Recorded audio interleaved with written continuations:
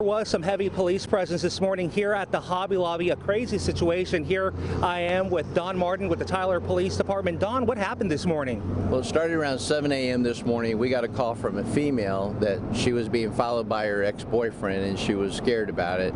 This occurred originally at Copeland and the Loop in the business complex down there. As she was trying to get away, she wrecked her vehicle in the parking lot, but he also rammed her vehicle. So I don't know if that caused her to wreck or the wreck was prior to her being rammed. From my understanding, I don't think she's hurt, but again, officers were on the scene or responding down there to get to her immediately. He left the scene. He was then spotted here at Biloxi and the Loop by traffic officers. They were able to pull a traffic stop here at Hobby Lobby in the parking lot. Came out of the vehicle with a knife, just telling officers to shoot him. Of course, they kept their safe distance, trying to get him in control without having to shoot him. We had a supervisor on the scene with a less lethal shotgun, which shoots a beanbag out of that. He was shot twice because, again, he failed to comply with the verbal commands of dropping the knife.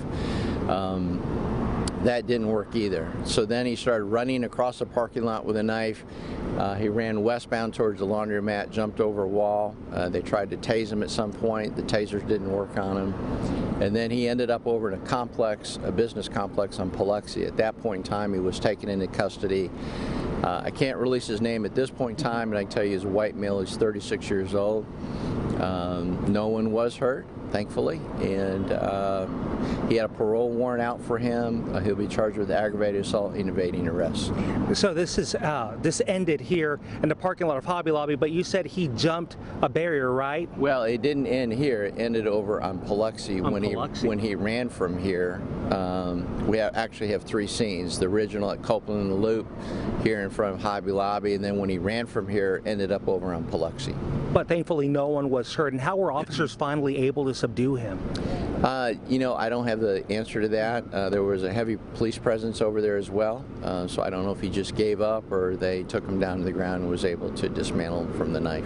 A lot of people have been extra nervous since yesterday evening. You know, we had that incident at the Walmart with the shooting, and then, you know, here we see all the media reporting an incident, you know, in front of the Hobby Lobby here in Tyler. What do you say to those people who might be concerned this morning, who might be saying, hey, we shouldn't be going out or doing anything anymore? Well, I really don't think there's a concern. This business is here, had nothing to do with what happened out in the parking lot. That's just where he pulled in to get off from the traffic stop.